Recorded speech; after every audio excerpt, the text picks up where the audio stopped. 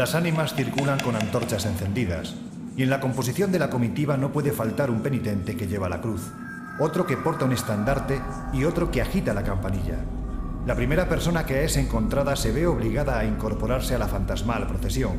Entre los aromas cerúleos de las velas y el gélido ambiente de la muerte, el vivo solo puede evadirse entregando la antorcha, como si fuera un relevo a otro viandante encontrado por un casual, o haciendo un círculo en el suelo y encerrándose en él.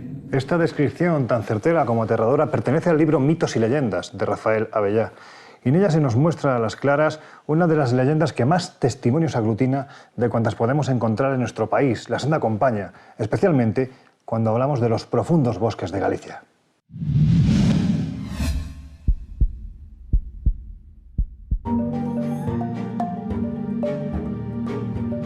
Al recorrer estas carreteras entre montañas, observando los pequeños pueblos que se reparten anárquicamente por estos lares, protegidos por los bosques, es fácil recordar la obra de Rafael Abellá.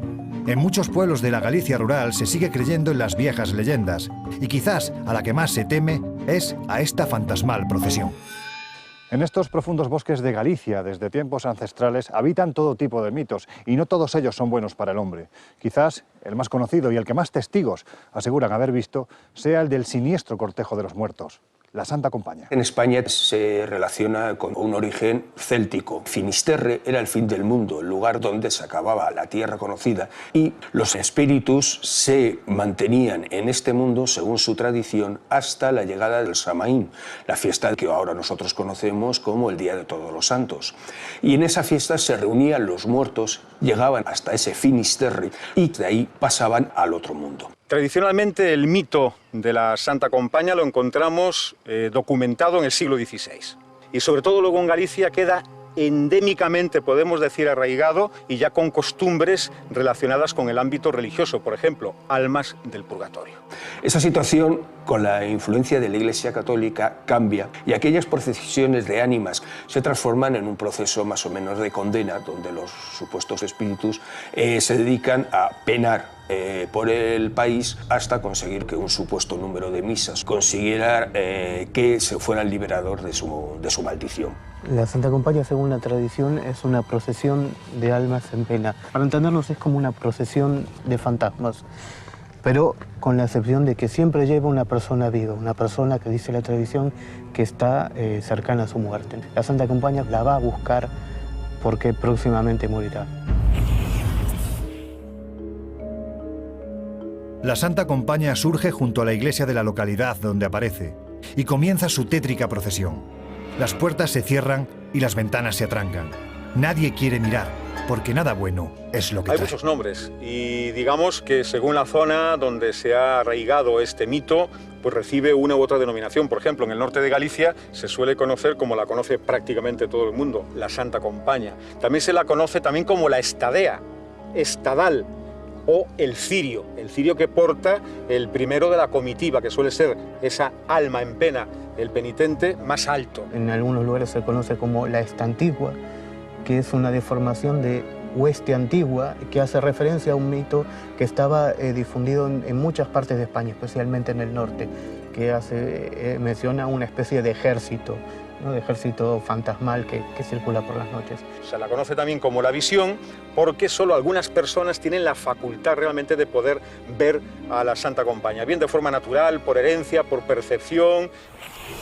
En aquel entonces yo debía tener 10, 11 o 12 años y cierta noche que pasábamos por aquí, íbamos a casa, iba con mi abuela y un pariente. Pues al llegar a esta altura de la curva vimos unas luces que se metían por ese camino, un caminito que hay ahí, y se asustaron. Yo no sabía lo que era y nos echaron a correr y empujándome y tapándome la cabeza, la cara, para que no viera, y yo intentando ver, y vámonos, ay Dios mío, Jesús, hay los difuntos, hay no sé qué. Y no le di mucha importancia porque no sabía lo que era. Generalmente no se les suele ver el rostro, van con una capucha, hábitos hasta el suelo. Algunos lo describen que van descalzos. También suelen observar que van llevando un velorio, aunque antiguamente las primeras descripciones hablaban de luces tenues y generalmente entre 6 y 12 personas, aunque a veces inclusive se han dado casos de 40, 50 y hasta indescriptibles, es decir, para innumerables que no se podrían numerar. La Santa Compañía se presenta no siempre de la misma manera.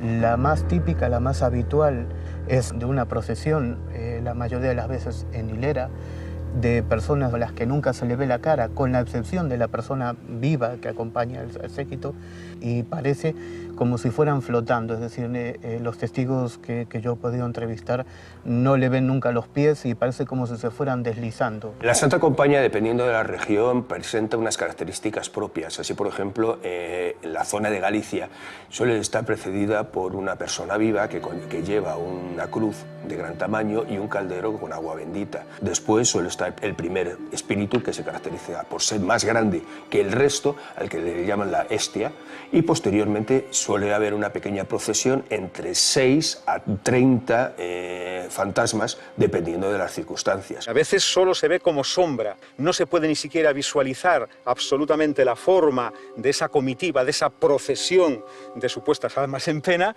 y únicamente lo que se ven son esas lucecitas y sonidos, a veces pueden ser sonidos de cadenas que se arrastran.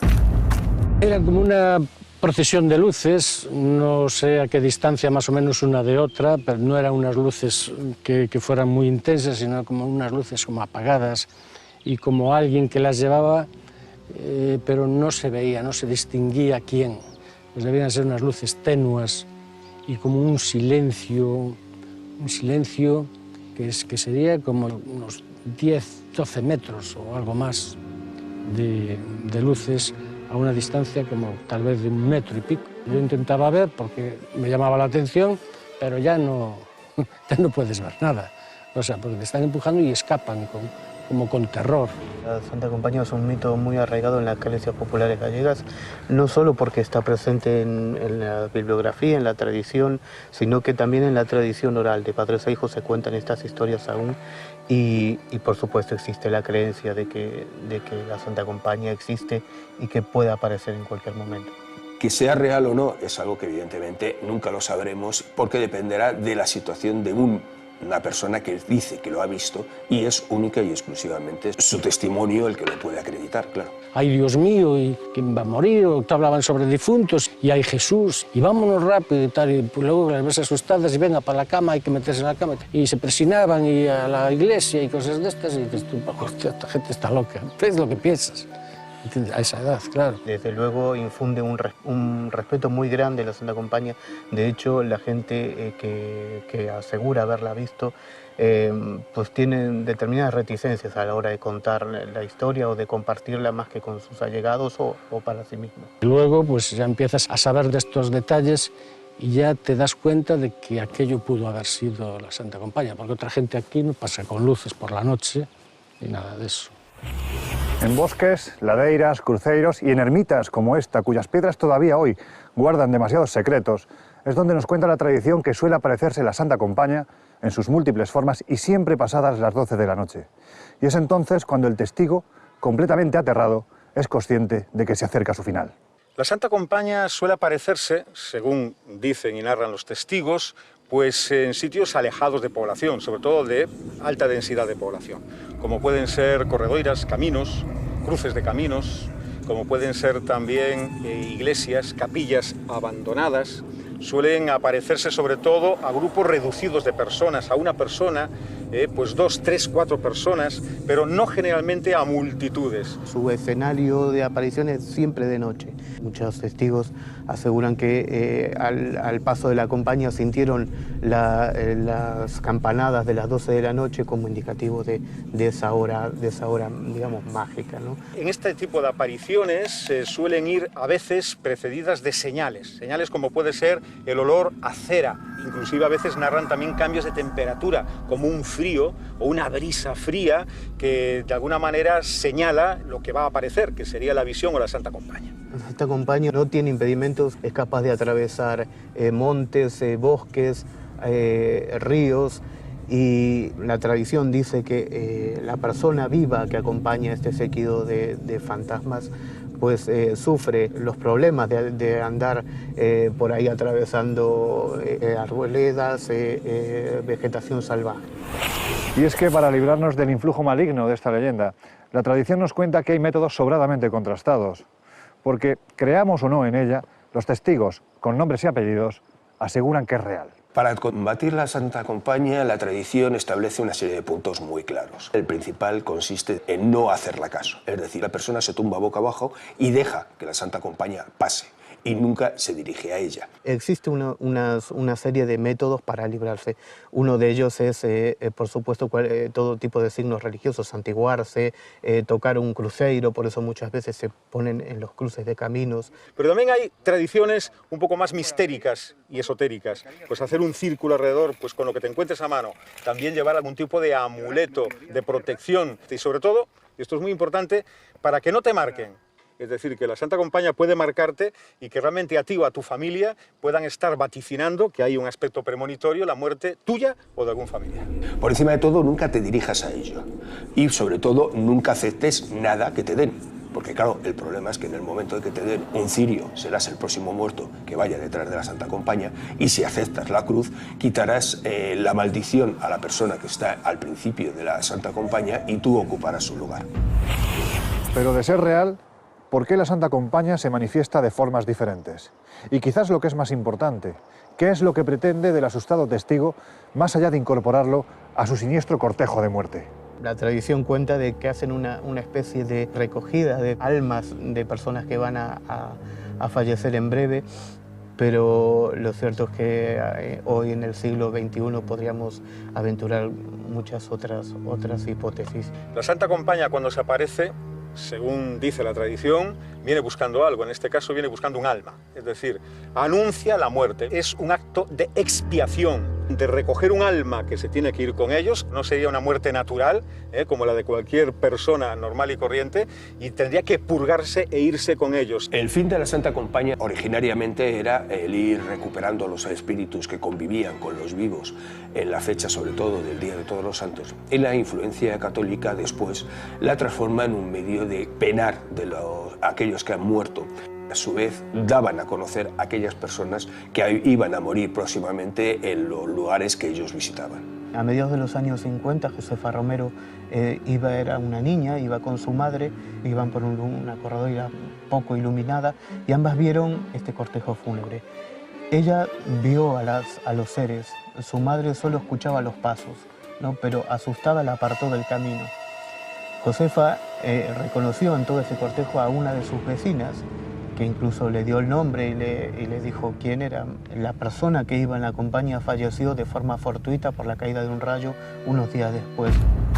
La información, la llegada de tecnología y la explicación de muchos casos que podrían ser cualquier otra cosa, pues ha disminuido el número de casos de personas dispuestas a relacionarla con la Santa Compañía. Lo cierto es que sí se le sigue teniendo muchísimo respeto, se sigue creyendo en ella. Por lo tanto, es un mito que sigue vivo. La Santa Compaña tenía sus razones de ser en su momento, el miedo al espíritu, al más allá, a la muerte. Realmente nosotros lo único que tenemos seguros en esta vida es que moriremos. Es una tradición establecida única y exclusivamente para poder entender y adaptarse a ese miedo ancestral que siempre hemos tenido y que seguiremos teniendo. Y es que aquí, desde hace siglos, se cree en la Compaña, en su significado y en su mal fario. Y se cree porque miles de testimonios avalan su existencia a lo largo de los siglos. Así pues, como ya hemos hecho en otras ocasiones, terminamos a la vera del cruceiro, imaginando que en alguna ocasión, años atrás, este lugar fue escenario de una insólita aparición que marcó las creencias y los miedos de este entorno. No hay mejor lugar para finalizar nuestro viaje, de momento, porque nuestra búsqueda continúa.